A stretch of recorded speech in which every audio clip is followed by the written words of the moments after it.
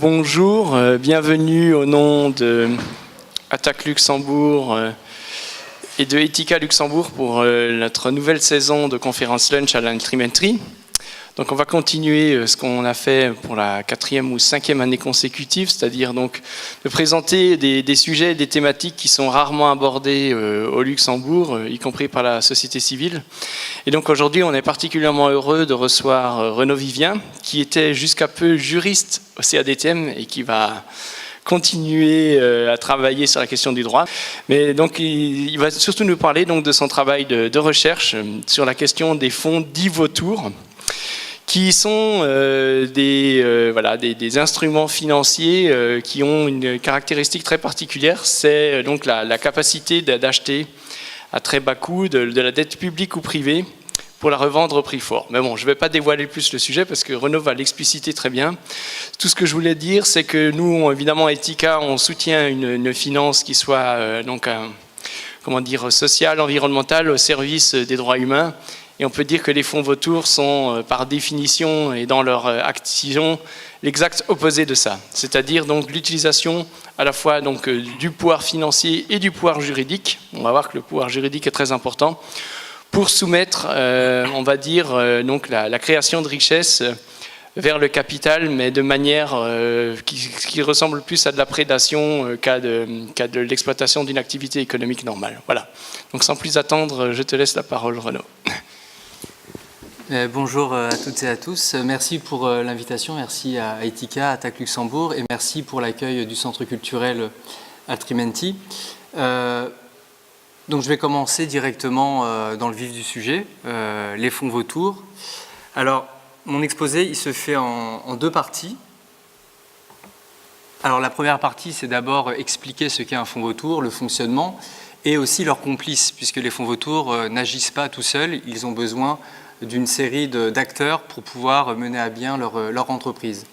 Et la deuxième partie sera consacrée, elle, aux mesures qu'on peut prendre pour lutter contre ces fonds spéculatifs qui spéculent sur la dette des États, mais aussi la dette privée. Mais aujourd'hui, je vais me concentrer sur la dette publique, donc la dette des États qui font l'objet d'une spéculation de la part de ces fonds vautours. Alors, mode d'emploi. Le mode d'emploi, donc avant de rentrer dans les différentes étapes de la stratégie mise en place par les fonds vautours, rappelez ce qu'est un fonds vautour. Alors, c'est une entreprise privée qui rachète à prix cassé la dette des États qui traversent des difficultés pour ensuite réclamer le paiement de cette dette à la valeur d'origine, donc à 100%, plus les intérêts, plus les pénalités et parfois même les frais de justice qu'ont engagé les fonds vautours pour attaquer l'État devant les tribunaux. Et donc la différence entre le prix auquel ils rachètent la dette et le prix qu'ils obtiennent au final, eh bien, c'est ce qui fait l'essence même des fonds vautours, puisque c'est ce qui permet à ces entreprises de faire leurs profits, et ce sont des profits qui varient entre 300 et 2000%. Donc ça, ce sont des chiffres qui sont donnés de manière officielle par les Nations Unies via un rapport qui est sorti l'année dernière. Donc des profits très importants. Alors les fonds vautours, donc là j'ai donné j'ai fait une tentative de définition, sachant qu'il n'y a pas de définition juridique d'un fonds vautour. Les fonds vautours, ils sont caractérisés par rapport à leur pratique, mais il n'y a pas de définition à proprement parler des fonds vautours. Mais c'est un terme qui est employé tout de même aussi bien par les journalistes et les mouvements sociaux, mais également par les chefs d'État, par les parlementaires qui légifèrent contre ces fonds spéculatifs. Donc c'est pour ça qu'on peut retrouver d'autres termes qui sont donnés à ces mêmes acteurs, en fonction qui sont qualifiés de vautours du fait de leur pratique. Parfois on les appelle de fonds rapaces, donc ça c'est les Nations Unies qui utilisent parfois ce terme. Créanciers procéduriers, donc ça c'est le terme utilisé de manière assez pudique par le FMI et la Banque mondiale, mais ça désigne les mêmes acteurs. Les créanciers irréductibles aussi, ou alors les distressed hedge funds. Mais tout ça, vise la même catégorie d'entreprises privées. Alors maintenant, leur stratégie, donc là on va rentrer plus dans le détail. Donc la première étape, comme je le disais, c'est cibler un État en difficulté, en crise. Mais pourquoi? Puisque plus l'État est en crise et plus le prix sera bas. Donc plus il y aura, enfin, la réduction sur le prix de la dette sera importante. Donc ils vont cibler cet État en difficulté. Ils vont racheter principalement cette dette, cette créance sur cet État sur le marché secondaire de la dette. Donc là, je vais m'arrêter un petit instant sur le marché secondaire. Donc il y a un marché primaire de la dette. Donc le marché primaire, c'est lorsque l'État émet sur les marchés financiers un titre de la dette. Donc il va chercher à lever des fonds sur les marchés financiers. Donc là, c'est le marché primaire. Donc on retrouve là-dedans toutes les grandes banques qui vont prêter directement aux États. Et ensuite, il y a le marché secondaire de la dette. Donc ça veut dire que ces grandes banques vont pouvoir revendre leurs créances à d'autres créanciers, à d'autres acteurs. Et c'est là que les fonds vautours surgissent, puisqu'ils vont racheter sur le marché secondaire de la dette des dettes qui ne valent quasiment plus rien parce que l'État est en crise. L'État traverse des difficultés financières. Une fois que le fonds vautour a en possession cette créance sur l'État en difficulté, eh bien, il va attendre, et puis lorsqu'il va y avoir des négociations entre les créanciers et cet État sur un plan de rééchelonnement de sa dette ou une réduction de sa dette, eh bien, le fonds vautour va se mettre à l'écart. Il va refuser de participer aux négociations en attendant le bon moment pour surgir à nouveau. Et c'est là qu'on arrive à la troisième étape, puisque le fonds vautour va se pointer lorsque l'État qui était en difficulté va redevenir un peu plus solvable. Lorsqu'il va bénéficier, par exemple, d'un allègement de sa dette, eh bien, le fonds vautour va faire valoir cette nouvelle situation pour l'État en disant que c'est une meilleure situation, et il va en profiter pour dire maintenant que cet État est solvable, je l'attaque devant les tribunaux en réclamant la valeur d'origine de la dette, donc pas la valeur à laquelle le fonds vautour a acquis la créance sur l'État. Donc il va réclamer le paiement de la valeur d'origine, plus les arriérés, plus les intérêts de retard, et souvent ils vont le faire via des procès, mais pas tout le temps. J'y reviendrai dans quelques instants. Et donc, dans la très grande majorité des cas, les fonds vautours ont gain de cause devant les tribunaux. Donc c'est majoritairement les tribunaux qui sont, mais pas seulement, mais c'est majoritairement les tribunaux qui sont aux États-Unis ou en Angleterre, qui appliquent le droit anglo-saxon. Et une fois que le jugement leur est favorable, une fois qu'ils ont ce titre exécutoire, eh bien, ils vont chercher à le faire exécuter partout où l'État a des actifs. Donc, le fonds vautour va chercher à faire appliquer ce jugement-là sur d'autres territoires, comme la Belgique, comme la France, comme le Luxembourg, comme n'importe quel État où il y a un lien entre l'État attaqué et la présence de ses actifs sur le territoire de cet État. Voilà, là pour l'instant c'est peut-être un peu théorique, mais je vais donner des exemples très pratiques pour illustrer cette stratégie qui est très payante puisque les fonds vautours gagnent quasiment à chaque fois. Et donc, ils vont pouvoir faire exécuter ces jugements en saisissant les biens qui sont situés sur le sol d'un État comme la Belgique. Donc par exemple, plusieurs fonds vautours ont cherché à saisir des comptes de l'État argentin qui se trouvent en Belgique. Les fonds vautours, le fonds vautour Elliott, j'y reviendrai tout à l'heure, puisque c'est un fonds vautour très connu, le plus connu même au niveau mondial, il a cherché aussi à saisir les fonds qui transitaient via Euroclear en Belgique. Euroclear a une présence physique en Belgique, a un siège en Belgique, et donc le fonds vautour a essayé de saisir des fonds appartenant à l'État argentin qui transitaient via Euroclear situé en Belgique. Voilà pour la stratégie dans la théorie. Maintenant, un peu de pratique. Un peu de pratique en illustrant les plus-values enregistrées par ces fonds vautours. Donc là, c'est un graphique qui montre, donc en bleu, vous avez la valeur originale, la valeur initiale de la créance. En rouge, vous avez le montant qu'a payé réellement le fonds vautour pour acquérir cette créance, donc qui a été bradée sur le marché secondaire de la dette puisque l'État était en difficulté.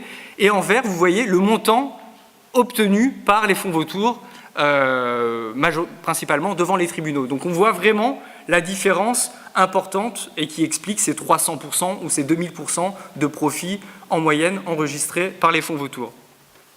Donc là, j'ai donné quelques exemples, mais ce n'est pas une liste exhaustive, hein. Le Pérou, le Nicaragua, la République du Congo, le Congo-Brazzaville, la Zambie, le Cameroun, ou encore la Grèce, l'Argentine. Tous ces pays ont été attaqués par les fonds vautours et les fonds vautours ont gagné en se servant sur le dos des populations de ces États. Là, vous avez vu un peu une différence, enfin, vous vous rendez un peu compte de l'ampleur des bénéfices au moyen de ces bâtons. Je peux vous donner aussi des chiffres. Donc, par exemple, pour l'Argentine, le fonds vautour Enemel Capital, donc, qui était le leader des fonds vautours dans la bataille contre l'Argentine aux États-Unis, eh bien, ce fonds vautour a payé une créance sur l'Argentine 177 millions de dollars. Donc, il a payé 177 millions de dollars la créance et il a obtenu au final, grâce à des décisions de justice états-uniennes, la somme de 2,4 milliards de dollars.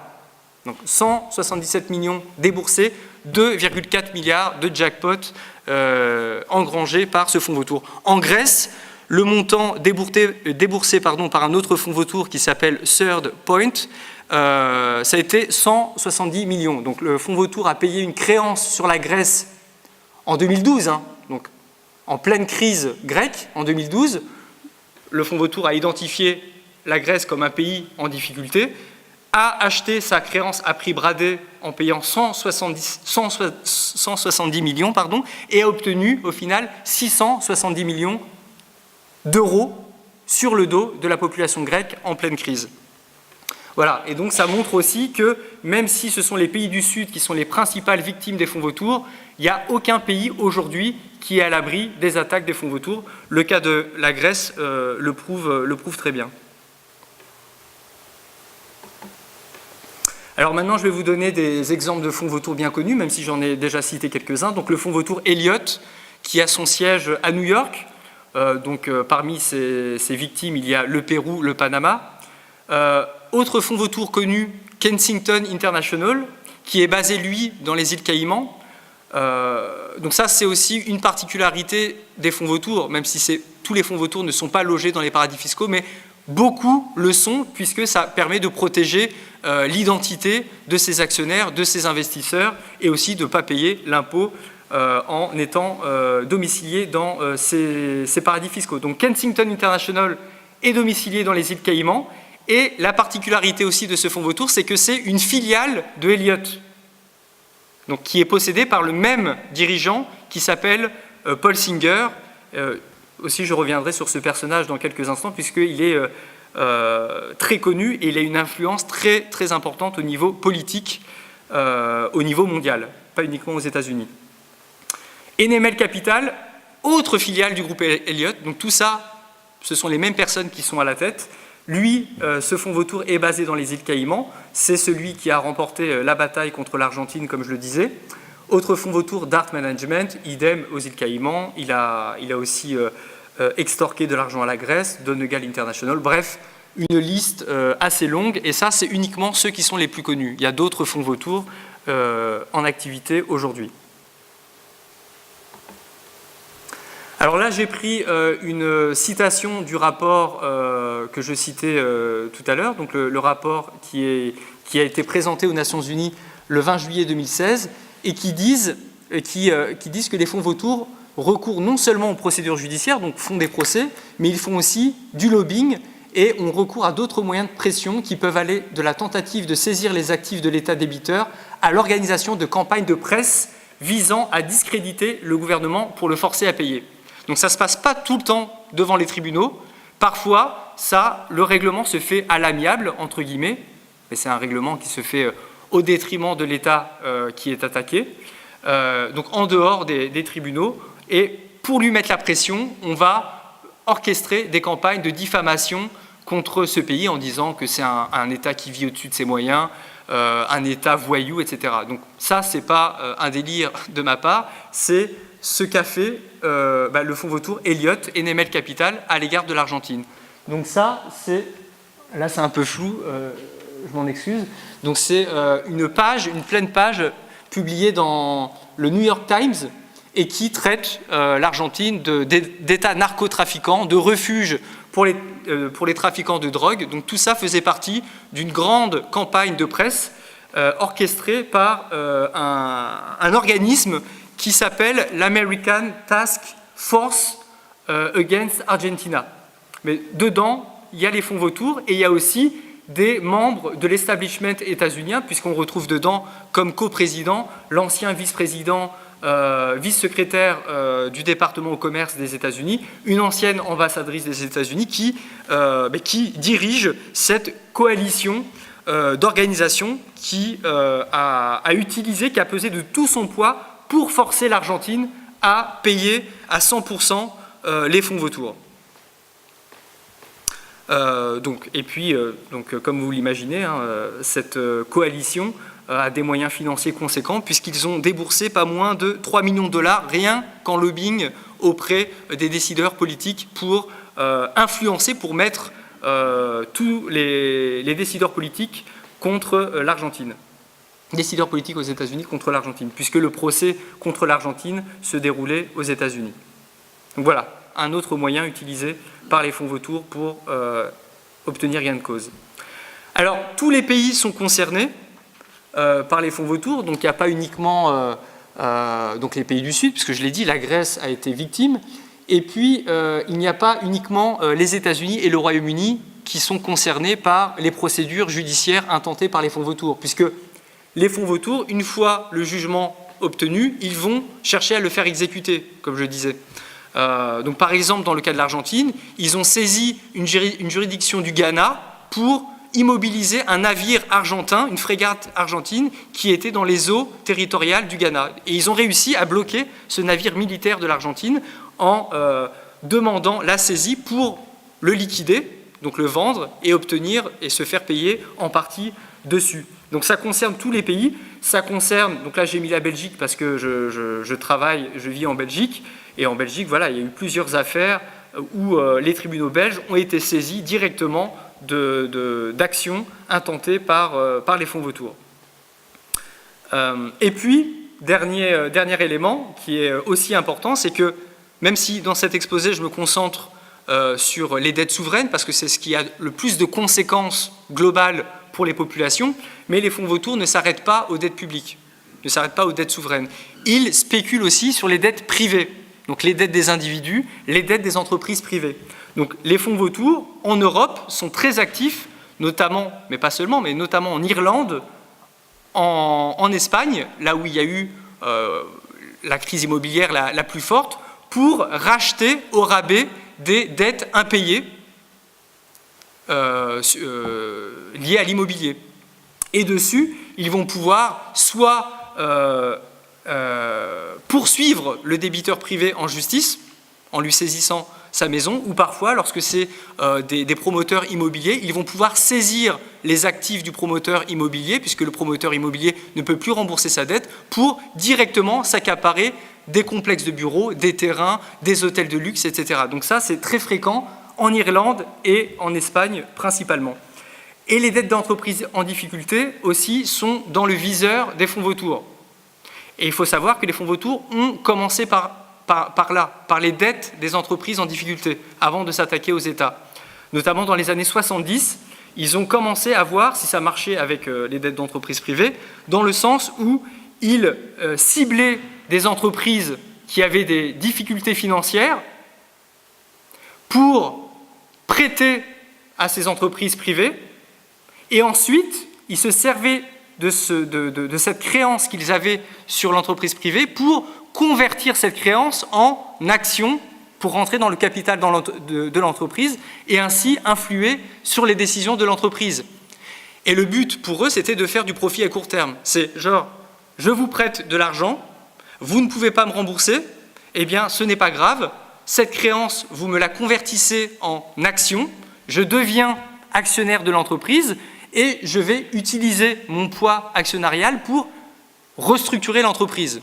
Comprenez, licencier le personnel, réduire les coûts et ensuite revendre l'entreprise une fois qu'elle est plus rentable. Et ensuite, ils passent à d'autres entreprises. Donc ça s'est fait déjà dans les années 70 et ça continue à se faire aujourd'hui en Europe et aussi dans d'autres pays du monde. Donc les dettes des entreprises en difficulté. Et enfin, oui, et le Luxembourg aussi qui est concerné, puisque je ne sais pas si vous avez lu la presse, donc il y a plusieurs journaux, notamment des journaux sportifs, mais ça a été relayé par France 3 en France, par d'autres journaux généralistes, où le fonds Elliott, donc le fameux fonds qui possède NML Capital, qui possède Kensington International, qui a gagné contre l'Argentine entre autres, est soupçonné d'avoir prêté de l'argent aux sociétés dirigées par Gérard Lopez, que vous connaissez peut-être, oui, que vous connaissez sûrement au Luxembourg, pour racheter le club de foot de Lille. Donc là, c'est une allégation de plusieurs journaux. Nous n'avons pas fait l'enquête, moi, au niveau du CETM, c'est pour ça que j'ai mis soupçonné, mais ce ne serait pas étonnant que ça soit réel, puisque Elliott est intéressé par l'industrie du foot. Je vais citer un exemple très récent, 2017, cette année, et c'est Elliott, donc Paul Singer, qui a financé le rachat du club, le Milan AC, par un groupe d'investisseurs chinois en prêtant 300 millions d'euros, dont une partie sert à rembourser les dettes du Milan AC. Le prêt s'est fait via l'entité luxembourgeoise Rossoneri, pardon pour l'accent, Sport Investment Luxembourg, donc ça c'est documenté par les journaux italiens, par les Échos, par l'Écho, donc d'autres journaux financiers, qui est la société mère contrôlant presque 100% du capital social du Milan AC. Donc le fonds Elliott est intéressé par l'industrie du foot, parce que ça peut rapporter gros, et le prêt aussi rapporte gros, puisque c'est un prêt. Donc là, je parle du Milan AC, je ne parle pas du LOSC, puisque nous n'avons pas encore les informations à ce niveau. Mais le prêt qui a été fait pour le rachat du Milan AC, c'est un taux d'intérêt de 11% quand même. Un taux d'intérêt de 11%. Et si la dette ne peut pas être remboursée dans les temps, donc d'ici octobre 2018, eh bien, Elliott, comme pour les entreprises privées que je viens d'énoncer tout à l'heure, rentre directement dans le capital du Milan AC et donc peut directement prendre les manœuvres de ce club de foot. Alors maintenant, on va prendre un peu plus de hauteur par rapport au foot. La place des fonds vautours dans le système financier international. Donc comme je le disais en introduction, pour se développer, les fonds vautours ont besoin de complices, soit des complices actifs ou des complices passifs qui laissent faire, notamment les États, puisque à l'heure actuelle, il y a seulement 3 États qui ont légiféré contre les fonds vautours, alors que c'est un phénomène qui est vieux au moins de 30 ans. Ça fait depuis 30 ans que les fonds vautours attaquent les États en justice sur le dos des populations à chaque fois. Donc les fonds vautours se sont développés à partir de la crise de la dette du tiers-monde de 1982. C'est à ce moment-là que s'est créé le marché secondaire de la dette, donc, que j'ai expliqué tout à l'heure, donc le marché qui permet aux créanciers originels de revendre leurs créances lorsque l'État est en difficulté. Donc les fonds vautours ont utilisé cette fenêtre-là pour attaquer les États et ils ont bénéficié aussi d'une série de décisions de justice en leur faveur. Donc des décisions de justice qui protégeaient moins bien les biens appartenant aux États. Les fonds vautours sont connectés aux grandes banques. Donc ça on le sait, notamment le fonds FG Hémisphère, donc qui est un fonds qui est immatriculé dans l'État du Delaware aux États-Unis, qui est un paradis fiscal en plein cœur des États-Unis. Ce fonds vautour a été créé par 2 consultants de Morgan Stanley. Et puis, comme je le disais, il y a 3 États à l'heure actuelle qui ont pris des lois contre les fonds vautours. Il y a la Belgique, donc moi j'ai pu participer à la rédaction de cette loi, donc comme expert externe. Eh bien, figurez-vous que le lobby bancaire s'est mobilisé avant le vote de la loi en Belgique en envoyant un courrier à chaque parlementaire en disant « Ne votez pas cette loi ». Ne votez pas cette loi. Donc les fonds vautours ne sont pas isolés du système financier, ils ne sont pas isolés du système bancaire et la plupart du temps, ils font le sale boulot. Le sale boulot que les banques ne pourraient pas faire au grand jour. Les fonds vautours, eux, le font en utilisant quand même les paradis fiscaux pour se protéger un maximum. Et malheureusement, la Banque nationale de Belgique également donc c'est la BNB, a mis en garde les parlementaires en les dissuadant de voter la loi belge. Heureusement, le Parlement belge n'a pas cédé et a voté cette loi le 12 juillet 2015, qui est une loi exemplaire au niveau mondial, puisqu'elle fait l'objet de nombreuses études universitaires la commentant, et le rapport et les Nations Unies la citent également en exemple, cette loi belge que je vais développer dans quelques minutes. Et enfin, un soutien actif de certains États, mais là, voilà, on est tributaire des informations qui sont dans le domaine public. On sait par exemple que la Corée du Sud a mis de l'argent dans Elliott, donc a investi de l'argent dans Elliott, puisque Elliott leur offre un rendement qui est exceptionnel. Ce sont des rendements annuels de 13%. Donc vous voyez, et pour faire ces rendements annuels, il faut prendre des risques, donc en rachetant des dettes d'États en difficulté, c'est ça le risque qu'ils prennent, sauf qu'au final, ils refusent d'assumer le risque, puisqu'ils se pointent devant les tribunaux en disant « peu importe le montant que j'ai déboursé pour acheter la dette, moi je veux être payé à 100% de la valeur d'origine, plus les intérêts et parfois même les frais de justice ». Et enfin, complicité passive, je dirais, puisque voilà, très peu d'États légifèrent contre leurs pratiques et les paradis fiscaux de manière générale. Maintenant, j'en arrive à la seconde partie, donc que faire contre les fonds vautours, puisqu'on a bien vu leur action nocive. Donc une première loi a été adoptée en 2008 en réaction à une saisie spectaculaire du fonds vautour, encore une fois appartenant à Elliott, donc Paul Singer, le fonds Kensington International, donc tout ça c'est le même groupe, qui a saisi ni plus ni moins l'argent de la Belgique qui était destiné au Congo-Brazzaville, qui était de l'argent de la coopération au développement. Le fonds vautour s'est pointé avec un jugement états-unien en disant « Je suis créancier sur le Congo-Brazzaville, vous vous apprêtez à donner de l'argent au Congo-Brazzaville, non, je prends cet argent. » Et il l'a fait. Il a directement saisi cet argent. Et donc, face à cela, il y a eu une réaction de la société civile et des parlementaires qui ont pris une loi en avril 2008 disant très simplement que l'argent de la coopération au développement ne peut pas être saisi. On ne peut pas saisir les biens de la Belgique à la coopération au développement. Donc voilà, vous vous rendez compte que c'est un premier pas, mais c'est très limité puisque ça concerne que la Belgique, l'argent de la Belgique, et que la coopération au développement. Mais ça a été un premier pas qui a fait que 2 ans plus tard, en 2010, le Royaume-Uni prenait une loi à son tour qui va plus loin. Donc là, c'est un cran au-dessus, puisqu'elle va plafonner les montants que peuvent obtenir les fonds vautours devant la justice en Angleterre. Donc ça, c'est important, puisque les juridictions anglaises sont régulièrement saisies par les fonds vautours. Et donc c'était important que l'Angleterre prenne ce genre de loi, et donc ils vont plafonner les remboursements, mais pour certains pays, ce sont les pays qui sont classés par la Banque mondiale, pays pauvres très endettés. Donc c'est les fameux PPTE. Donc c'est 40 États. Donc c'est vraiment un nombre limité d'États, mais encore une fois, le combat contre les fonds vautours avance avec ces lois qui sont prises, sachant qu'avant 2008, il n'y avait rien qui avait été fait par les États. On se contentait, le Club de Paris, le FMI, la Banque mondiale, en disant c'est dégueulasse, les fonds vautours, ce sont des passagers clandestins, ils profitent des allègements de dette pour se faire payer à 100%, mais il n'y avait rien qui avait été fait avant la Belgique et l'Angleterre. Et ça a changé, il y a eu un effet d'entraînement, et là, je passe directement à 2016, puisque ça, c'est le dispositif mis en place par la France.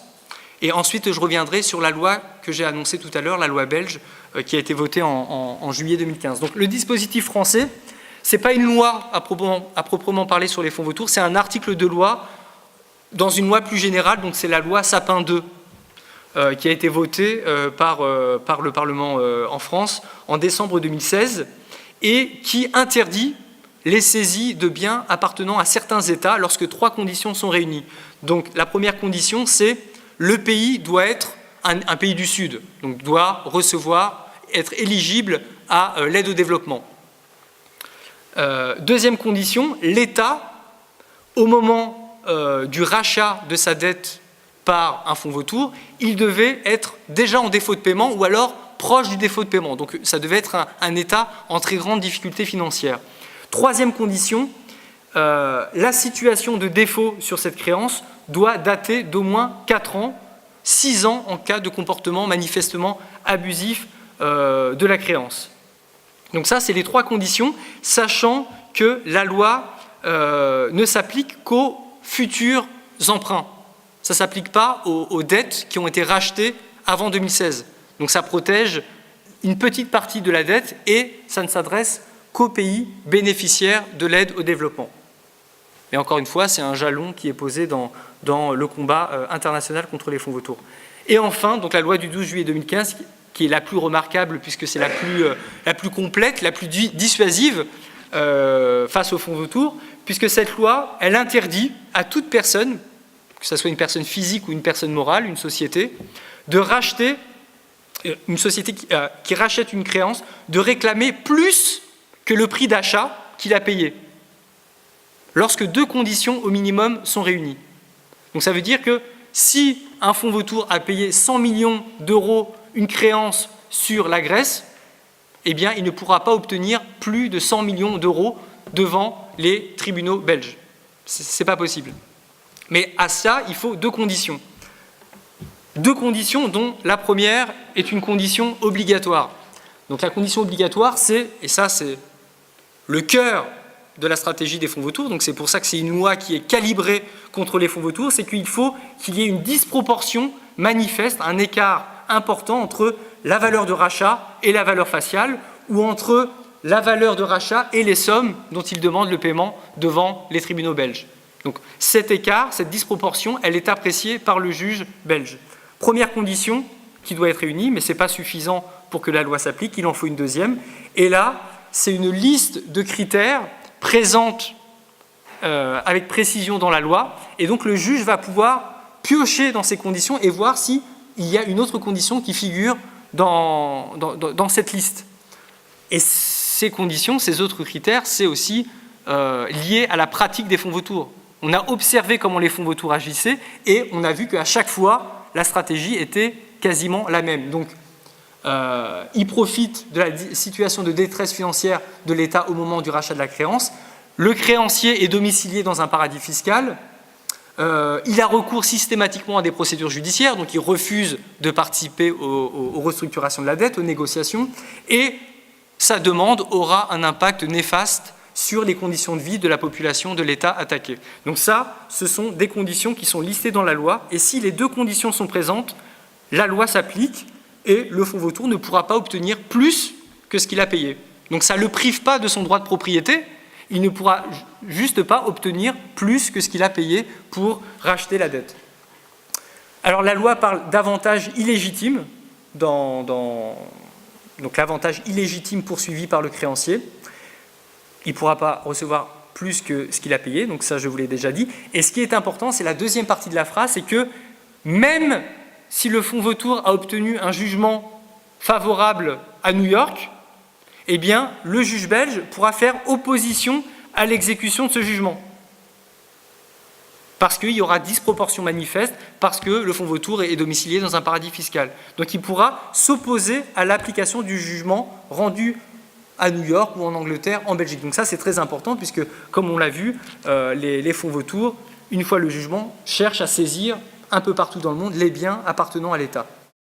Alors, cette loi, elle est tellement bien faite qu'il y a une réaction directe du fonds vautour NML Capital, qui appartient à Elliott, donc le fonds vautour qui est le plus connu au niveau mondial. En mars 2016, NML Capital introduit un recours en annulation de la loi belge devant la Cour constitutionnelle. Donc son but, c'est de faire annuler la loi pour, vous le devinez, pour éviter que ça fasse tache d'huile, pour éviter que les autres États se disent « Ah ben tiens, quelle bonne idée cette loi, nous aussi, on va pouvoir légiférer, et en plus, on a un modèle de loi, celle qui a été adoptée en Belgique. » Donc, ils ont tout de suite senti le danger et ils ont intenté un recours en annulation. Donc, les arguments juridiques principaux, c'est le droit de propriété qui est violé, donc ça, on le retrouve souvent dans les requêtes introduites par les fonds d'investissement. Violation du principe de non-discrimination, donc comme quoi les fonds vautours seraient discriminés par rapport aux autres créanciers. Mais c'est justement tout ça, l'objectif de la loi, c'est de viser un certain type de créanciers qui font de l'abus de droit, qui se livrent à des pratiques abusives. Donc, et puis, la discrimination en droit vaut uniquement lorsque on traite différemment des personnes qui appartiennent à la même catégorie. Alors que là, c'est des catégories différentes. Les fonds vautours, de par leur pratique, appartiennent à des catégories différentes des autres créanciers qui peuvent agir de manière raisonnable. Et la violation du principe de la convention loi, c'est de dire le contrat a été brisé puisque je ne peux pas obtenir ce qui est écrit sur mon titre de propriété, mon titre de dette. Alors, qui est le patron de NML Capital de Elliott? C'est cet homme-là, Paul Singer. Donc, il est connu, il se cache pas, il est invité par tous les puissants, les oligarques, il est quasiment tous les ans au Forum économique de Davos. C'est le fondateur et dirigeant de Elliott, NML, Kensington. Il est milliardaire. Vous pouvez aller sur sa page Wikipédia. Principal donateur du Parti républicain aux États-Unis. Donc, c'est ce qui explique aussi en partie pourquoi aux États-Unis il n'y a aucune loi qui a été adoptée contre les fonds vautours. Il y a une proposition de loi qui a été déposée, mais très vite, elle a été enterrée, donc elle n'a jamais été débattue aux États-Unis. Il est actionnaire, donc il ne fait pas que des attaques contre les États ou racheter des clubs de foot, ou financer le rachat des clubs de foot. Il est aussi actionnaire de multinationales, Samsung, Monsanto, enfin une liste assez importante de transnationales. Et il est soupçonné d'être à l'origine de l'élimination de la doctrine Champerty. Donc la doctrine Champerty, c'était une vieille doctrine, mais qui était d'application aux États-Unis, et qui disait que si un créancier rachète une créance dans le seul but de spéculer en faisant des procès, eh bien, les juges états-uniens faisaient barrage à ce type d'action, parce que c'était de l'abus, c'était de la mauvaise foi. Eh bien, cette doctrine Champerty, aujourd'hui, n'existe plus aux États-Unis puisqu'il y a eu un amendement qui a été déposé par un sénateur de New York, directement financé par Paul Singer. Donc, il est soupçonné, à travers différentes recherches, différentes enquêtes, d'être indirectement lié à l'élimination de cette doctrine puisque c'était un obstacle à son business. Donc, le CATM, mon organisation, donc le Comité pour l'abolition des dettes illégitimes, a contre-attaqué sur le terrain juridique, puisque aujourd'hui on est partie prenante à la procédure devant la Cour constitutionnelle. Parce que NML Capital attaque la loi belge, il est en procès contre l'État belge qui doit se défendre, puisque c'est sa loi, et nous, le CATM et d'autres coalitions d'organisations de la société civile en Belgique, on a introduit une requête devant la Cour constitutionnelle pour faire valoir nos arguments et défendre la loi belge. Et aujourd'hui, la date de l'audience n'est pas encore fixée, donc toute la procédure écrite est terminée, donc tous les arguments ont été renvoyés à l'autre partie, on y a répondu, et aujourd'hui on attend l'audience. Alors là, je le disais, donc elle est soutenue de part et d'autre, là par l'expert de l'ONU sur la dette, donc voilà, qui se réjouit que la loi belge mette enfin en œuvre une recommandation des Nations Unies en luttant contre les fonds vautours, et en encourageant au maintien de cette loi qui est importante. Alors, et je terminerai par là, par rapport, donc notre organisation ne s'est pas limitée à agir devant les juges, on a aussi mis en place une campagne de mobilisation pour déjà faire connaître ce qu'est un fonds vautour.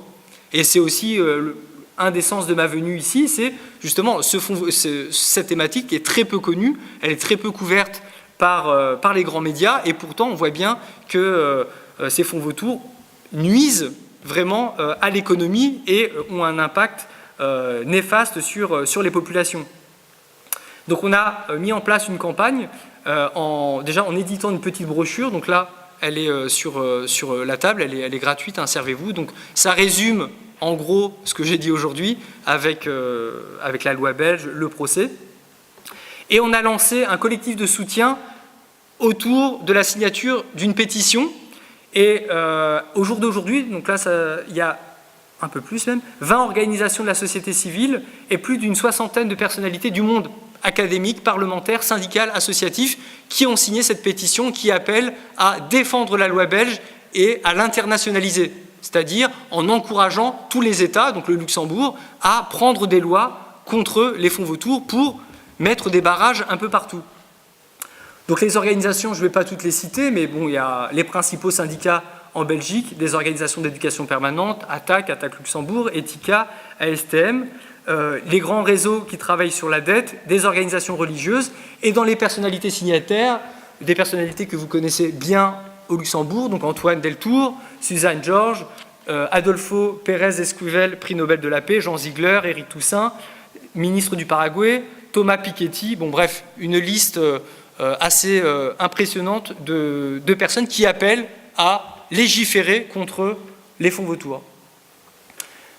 Et pour conclure, donc j'ai beaucoup parlé de ces créanciers rapaces, mais il ne faut pas oublier que ces fonds vautours, ce sont que la partie visible du système dette.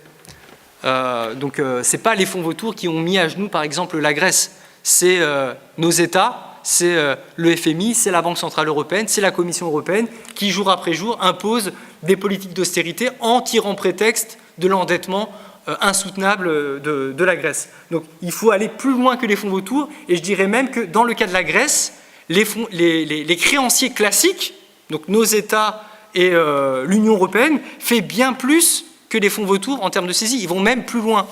Par exemple, le 3e mémorandum qui a été signé par le gouvernement d'Alexis Tsipras, donc, qui lie la Grèce à ses créanciers, donc qui applique directement les politiques de ses créanciers, eh bien, ce 3e mémorandum, il prévoit la création d'un super fonds de privatisation qui s'appelle le Hellenic Corporation of Assets and Participations. Et ce fonds, tenez-vous bien, c'est à lui qui est transféré tous les actifs appartenant à la Grèce pendant 99 ans. Donc pendant 99 ans, tous les biens de la Grèce, je dis bien tous les biens de la Grèce, sont transférés à ce fonds privé qui va s'occuper de les vendre à prix bradé même, puisqu'il faut aller vite pour rembourser la dette et pour recapitaliser les banques grecques. C'est à ça que ça sert, en plus, le produit de la privatisation. Et par exemple, je disais, ils vont plus loin que les fonds vautours, puisque sont concernés, donc ce qui est transféré à ce fonds, ce sont les hôtels, les zones de camping, les bâtiments de l'administration, les monuments classés, les routes nationales, les aéroports, les installations militaires, le réseau de gaz naturel, les forêts, les plages, les réseaux d'eau, les milliers d'hectares de terre, les zones humides, les chemins de fer, le réseau des postes. Tout ça, pendant 99 ans, c'est transféré à ce fonds où il y a des administrateurs de l'Union européenne qui se chargent de gérer, privatiser, vendre ces biens appartenant à la population. Donc là, voilà, je terminerai en donnant quelques autres revendications exprimées par le CATM, donc pour déplumer tous les vautours, au-delà des fonds vautours, suspendre le paiement de la dette lorsque son remboursement empêche de garantir les droits humains, et réaliser des audits de la dette. Donc ça, c'est important, enquêter sur les créances, sur les dettes. Est-ce que ces dettes sont légales ? Est-ce qu'elles ne sont pas entachées de corruption ? Est-ce qu'elles ont servi à la population ? Tout ça, c'est le travail d'un audit de la dette. Mettre fin aux conditionnalités des créanciers, notamment des institutions financières internationales, FMI, Banque mondiale, Commission européenne, et sortir de ce fameux CIRDI, donc le Centre international de règlement des différends liés aux investissements, qui est une entité de la Banque mondiale auprès duquel les investisseurs, notamment les fonds vautours, déposent des plaintes pour attaquer les États et leur faire payer des amendes très importantes. Voilà, c'est quelques pistes pour aller au-delà de la lutte contre les fonds vautours. Je vous remercie. Je vais m'arrêter là. J'espère que je n'ai pas été trop long. Merci Renaud, merci d'avoir tenu ton temps. Donc il nous laisse maintenant suffisamment de temps pour prendre des questions ou des commentaires. Donc le micro va circuler, levez juste la main et voilà, on sera ravis de vous donner la parole. Et ah oui, encore une annonce, pour ceux qui n'ont pas pu ou qui n'étaient pas inscrits, il reste encore des sandwichs, donc ils ont juste à se présenter s'ils ont encore faim. Voilà. Ah oui, je vais mettre dehors. Alors, oui.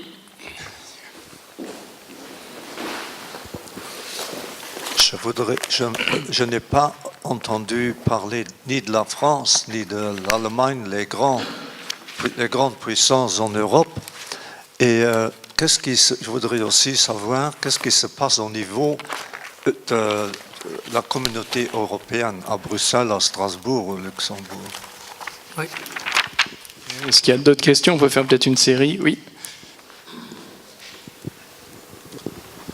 Je voudrais vous féliciter pour votre engagement pour faire face à cet autre problème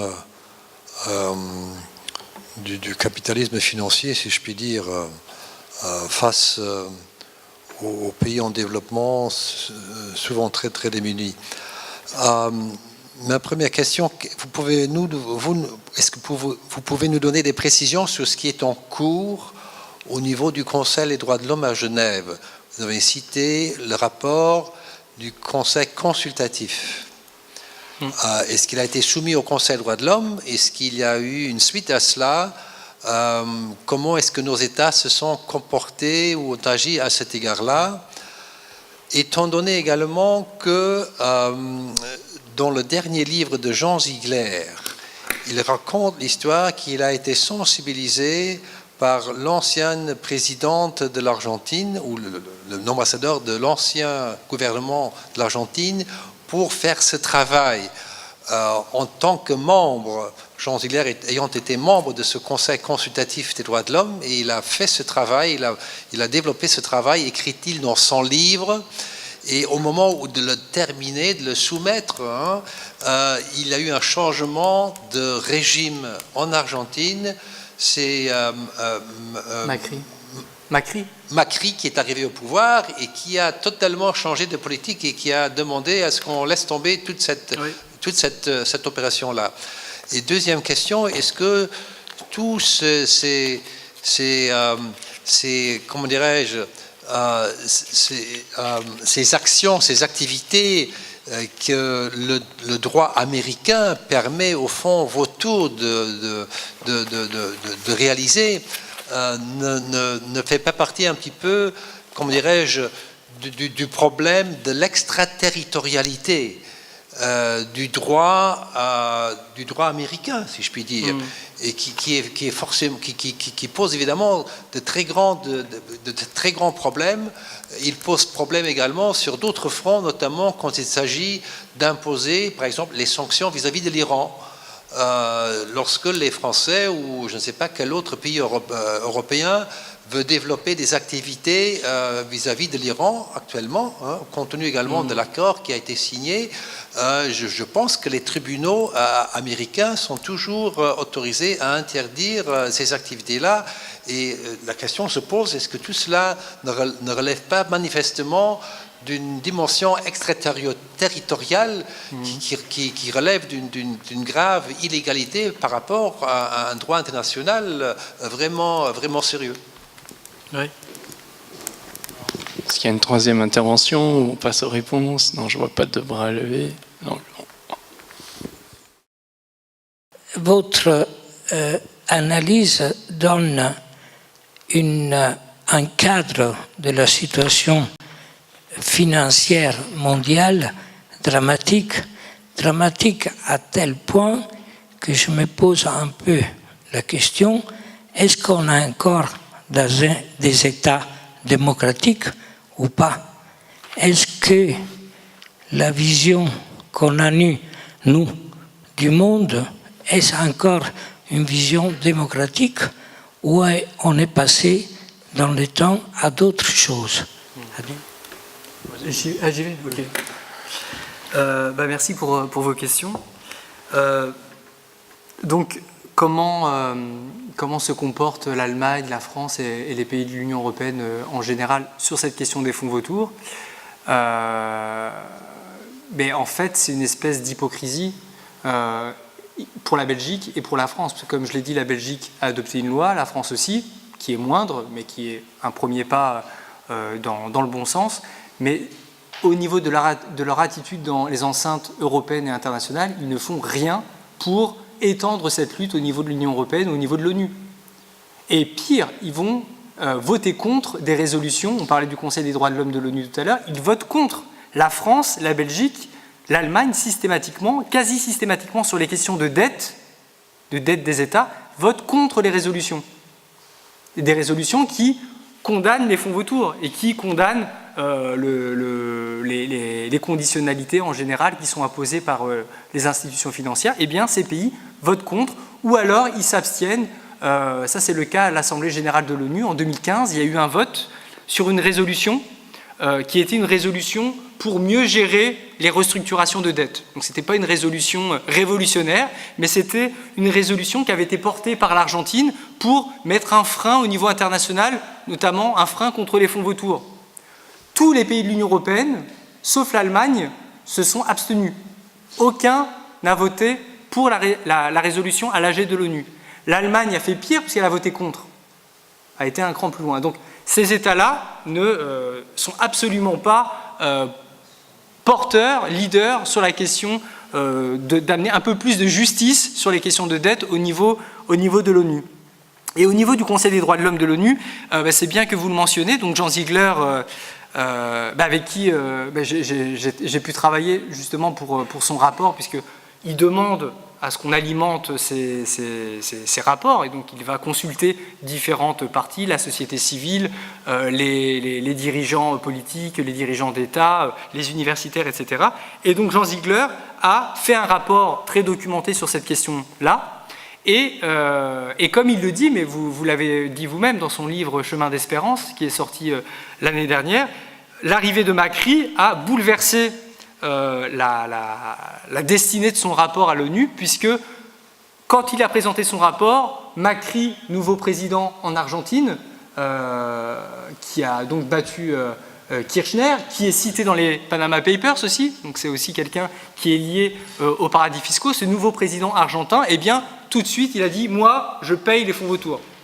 Peu importe qu'ils abusent, peu importe les retombées sur ma population, puisque là, Macri, en un an seulement, il a déjà remboursé les fonds vautours à hauteur de 16 milliards de dollars.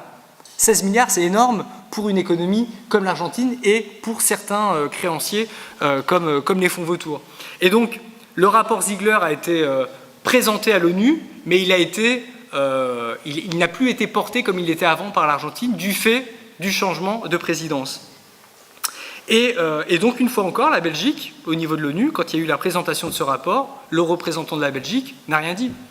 Il n'a pas dit « formidable rapport, d'ailleurs, c'est très bien que vous l'ayez sorti, parce que nous, on a une loi belge. » Et le rapport cite la loi belge en disant « ça, c'est quelque chose à faire ». Le représentant de la Belgique n'a rien dit là-dessus. Donc, il y a vraiment une hypocrisie de nos États. Et bon... Le travail de Ziegler et des autres au sein de l'ONU n'est pas fini, puisqu'il continue, il va y avoir un deuxième rapport qui va sortir, mais qui n'est prévu que début 2019. Voilà, pour donner l'actualité de Jean Ziegler et du travail à l'ONU. Autre question, c'était sur le caractère extraterritorial du droit états-unien, de la justice rendue par les tribunaux états-uniens. C'est clair qu'on est en plein impérialisme juridique, quoi. C'est évident, pas seulement sur la question des fonds vautours, il y a très clairement une imposition des règles des États-Unis au reste du monde, ça c'est évident. Et sur la question des dettes, il y a vraiment fort à craindre si on se limite à la question des fonds vautours, puisque, comme je vous l'ai dit, il y a eu un jugement favorable aux fonds vautours contre l'Argentine rendu aux États-Unis, donc ça crée une jurisprudence, et les juges qui vont trancher les prochains litiges entre des États en difficulté poursuivis par ces créanciers par des fonds vautours, eh bien, ils vont s'inspirer des décisions antérieures, donc de cette jurisprudence néfaste qui a été rendue, de cette décision de justice qui a été rendue par ce juge aux États-Unis. Et là, il y a vraiment un péril, puisque aujourd'hui, la moitié des dettes émises sur les marchés financiers, émises par les États, sont contractées sous le droit new-yorkais. Donc ça veut dire que s'il y a un litige sur le contrat, ce sont les juridictions des États-Unis qui ont la compétence pour trancher, et donc là, ils vont utiliser la jurisprudence pro-fonds vautours pour rendre leurs décisions contre les États. Et enfin, pour rebondir sur la dernière intervention, oui, il y a très clairement la démocratie qui est très très malmenée. Donc ça, c'est un euphémisme par les puissances financières, par les individus, par les fonds spéculatifs, par ceux qui détiennent le pouvoir financier. Et aujourd'hui, justement, on voit qu'il n'y a pas de fatalité à ça. Voilà, c'est pas la loi contre les fonds vautours prise par la Belgique qui va changer la face du monde, mais c'est un exemple qui montre qu'on peut reprendre la main sur la finance en tout cas. Et donc ça montre très clairement qu'on peut faire barrage aux financiers, et c'est pour ça que ça ne plaît pas à Paul Singer, à Elliott, qui aujourd'hui ne veut pas que ça se propage à d'autres États, quoi. Juste pour compléter ce que vous dites, ça me rappelle un peu le tribunal des citoyens contre Monsanto, où je ne sais pas ce qui a été déjà fait. Ça ne change pas grand-chose dans la pratique, mais ça permet quand même de faire entendre un peu le sujet et de lancer un peu, semer des graines à droite à gauche, quoi. Bon, c'est ça. Bon, est-ce que je fais encore un dernier appel, et puis sinon, non, je vois pas de... Ah oui. Cette loi belge, évidemment, est comment dirais-je, un progrès extraordinaire dans cette question. Qu'est-ce qui est imaginé pour faire un peu boule de neige autour de cette loi au niveau de l'Europe, du Parlement européen éventuellement, et peut-être d'autres États membres, y compris à travers, comment dirais-je, une pression qui pourrait être exercée par la société civile, ATTAC, Etica, etc. Et voilà. Oui, mais c'est un peu c'est ce qu'on essaye de faire avec cette campagne qu'on a lancée en ce début d'année, avec cet appel à défendre la loi belge, justement, faire grandir la mobilisation, la sensibilisation tout d'abord, puis se mobiliser et faire pression sur les décideurs politiques pour qu'ils prennent des lois équivalentes. Donc ça, c'est un peu tout le sens de la pétition. Donc là, vous avez le lien. Donc si vous avez un bout de papier, vous pouvez le copier. Et plus on sera à la signer, plus on aura des chances de se faire entendre. C'est sûr que ce n'est pas par la pétition qu'on va contraindre un politique de prendre l'initiative, mais c'est un ensemble de mesures à prendre. Et donc, ce qu'il faut faire aussi, c'est si vous connaissez des élus, c'est leur écrire directement, en leur envoyant le texte de la loi belge, puisque le texte est déjà là, il est déjà fait, et en organisant des activités du style celle qui a lieu aujourd'hui, puisque, comme je le disais, aujourd'hui, les fonds vautours, il n'y a pas un intérêt, c'est pas mis en lumière par les grands médias. Alors, ouais. Donc, pour continuer dans ce que tu dis, Renaud, je dirais que oui, ça fait partie des thématiques qui ont du temps pour entrer dans la sphère du débat public. Moi, je sais que sur d'autres thématiques liées à la régulation bancaire, etc., ou à la justice fiscale, ça c'est aussi un bon exemple, et pas uniquement au Luxembourg, ça a été longtemps une thématique qui était dédiée à un groupe d'experts et qui étaient très peu nombreux, qui avaient vraiment beaucoup de mal. Et puis tout à coup, il y a eu des révélations, SwissLeaks, LuxLeaks, etc., qui ont fait que l'opinion publique a quand même pris, et pas encore aujourd'hui toute sa mesure, mais en tout cas une certaine partie de l'opinion publique a quand même considéré que c'était un sujet qu'il fallait vraiment traiter, au moins aussi sérieux que les inégalités ou que le changement climatique. Donc bon, moi je suis persuadé que ça sera le même cas pour les fonds vautours. Surtout qu'on a vu que maintenant, si les fonds vautours s'attaquent aux grands clubs de football européens, je pense que ça va jouer aussi pour la sensibilisation pour un grand public, étant donné la popularité de ce sport. Sinon, je voulais aussi ajouter que c'est le mois d'octobre que le CADTM va sortir une revue de ce format-là. Vous avez juste la maquette, donc voilà. Elle va être renvoyée chez l'imprimeur. Donc introduction de Jean Ziegler qui a introduit aussi le numéro qui va sortir fin octobre et qui explique ce qu'est un fonds vautour et qui donne des moyens d'action très concrets contre eux. Donc nous, bien sûr, à Etica et ATTAC, on va propager la revue une fois qu'elle sera éditée et imprimée. Et donc on continuera dans le fond ce travail de sensibilisation que nous menons depuis quelques années. Sinon, quelques autres rendez-vous. D'abord, merci Renaud d'être venu, parce que c'est important. Et je pense qu'on aura encore une fois certainement l'occasion de te revoir, toi ou une autre personne du CADTM, sur ce sujet, parce que je suis intimement convaincu que le sujet va continuer à prospérer dans le débat public.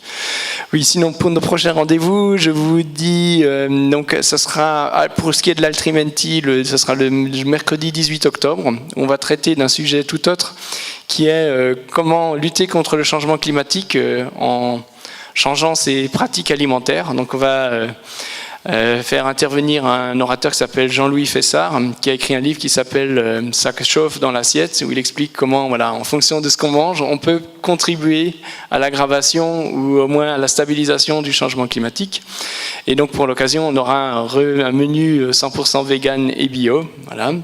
Donc ça, ce sera donc le mercredi 18 octobre ici, à 12h15. Sinon, le 2 octobre, on vous donne rendez-vous à la Cinémathèque, toujours avec Attaque Luxembourg, pour un film qui s'appelle Food Chains, qui, comme son nom l'indique, s'intéresse donc à l'agriculture et à l'exploitation des populations pauvres, généralement étrangères, par les grandes transnationales de l'agro-industrie.